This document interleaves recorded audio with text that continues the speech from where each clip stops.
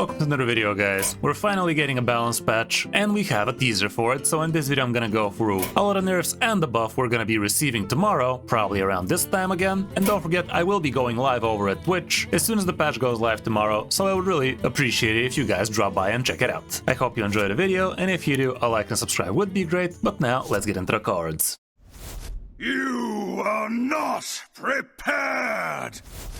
So, as you guys see, we are going to be getting a little bit of leyline buff, and we're also going to be getting a nerf to the Spell Demon Hunter location, to the Hatchery Helper, which kind of surprises me, albeit this card is definitely very, very cracked indeed. Confront the Tolvir is finally going to get nerfed, and also same can be said for the Egg. Anyway, starting off with the buff, we have Crystallized Leyline, and I was honestly kind of surprised when they buffed this card, hashtag balanced it more like it, and they dropped it from a 6 mana summons a 6 drop to a 5 mana summons a 5 drop. I am pretty sure now this is going to be a 5 mana summons a 6 drop, which honestly should have been the case from the beginning. As you can see, Leyline Mage is still absolute dog water, and the deck really does need a little bit of help right now if it is to be working a bit better, but yeah, this thing going from 5 mana summoning to a 6 drop should be a little bit better, but it's still going to be kind of random. Like, it's not like you get to discover anything useful out of it, so odds of you getting something useful would be slim to some. You could get yourself some taunt, some lifesteal, some of that nonsense, but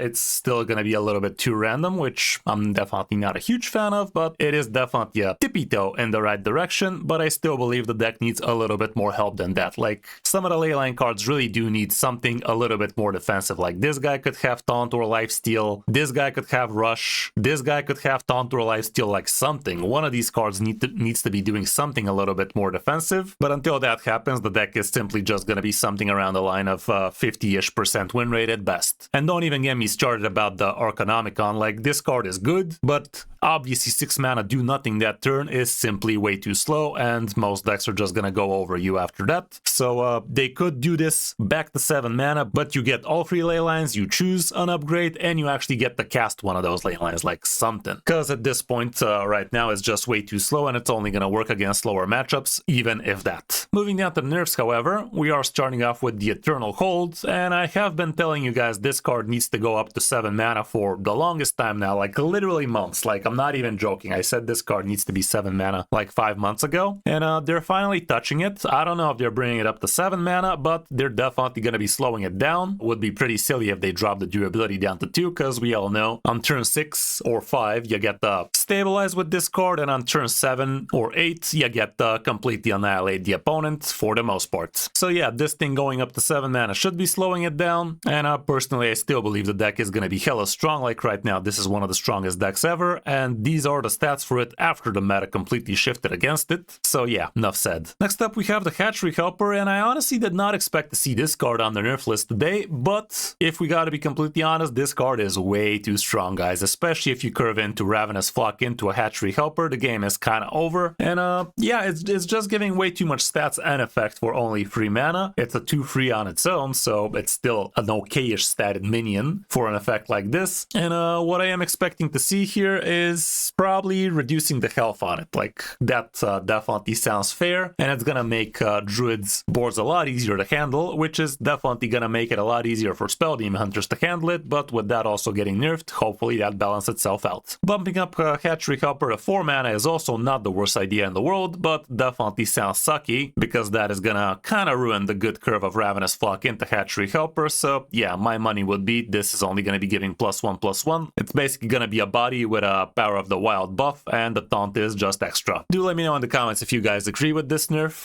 but time will tell if that is actually how it's gonna go. Next in line is another card I was saying is gonna get nerfed for the longest time. Like, honestly, this card needed to get nerfed like yesterday. Being a 3 mana literally repeat up to 7 1-drop spells or minions literally on turn 4 was way too much, and yeah, they really took their sweet time nerfing this one, but I do believe this card is gonna be getting bumped up to 4 mana, even though there are some other interesting ideas that maybe it only repeats spells, maybe it only repeats minions, maybe it doesn't target enemies always, but I think 4 mana is gonna be the obvious choice here. Like, honestly, anytime a card is getting nerfed, it's usually gonna be a mana increase, and in this case, I think that is gonna be no different. So yeah, 4 mana Confront the Tol'Vir still should be OP as fuck, still should be super strong for things like Face Hunter, but you're no longer gonna be able to do 7 1-drops as soon as turn 4 out of Confront the Tol'Vir at least. This nerf also should keep the card pretty decent in things like Companion Hunter, albeit, again, it is gonna slightly touch it, of course. And the last card on the list is gonna be the Twilight Egg, and again, this is a neutral 1-drop that we have literally seen in any single aggressive and not so aggressive board-centric deck. Like, we can see it in Herald Shamans, Bubble Pallies, Aggro Pallies, all sorts of different board-centric decks. Unholy Death Knight, Face Hunter was not a very big fan of this card, actually, now that I think about it, but yeah, for the most part, it's just an excellent sticky minion for the board, which most opponents really have to think twice before handling it, because it also comes out with a decently statted minion outside of it, so it's basically a 1 mana 2/4. What do I think they're going to be changing on it? Well, they either are going to be dropping down the attack down to a 1/2 whelp, or the health down to a 2/1 whelp, or heck, if they're feeling very nerfy, they might even just drop it down to a 1/1, and that is still going to make it into a 1 mana 1/3 that just keeps on growing if the opponent doesn't handle it. Either way, this should be hurting the card a little bit. I'd say the least nerf this card could get would be dropping its attack. The second nerf idea would be to drop its health, and the third to drop both, which would be pretty severe if you ask me. But yeah, it's probably losing the health, guys. So yeah, all around, that's it for the 5 cards that are getting changed. The patch should be going live tomorrow, same time as this video, I think,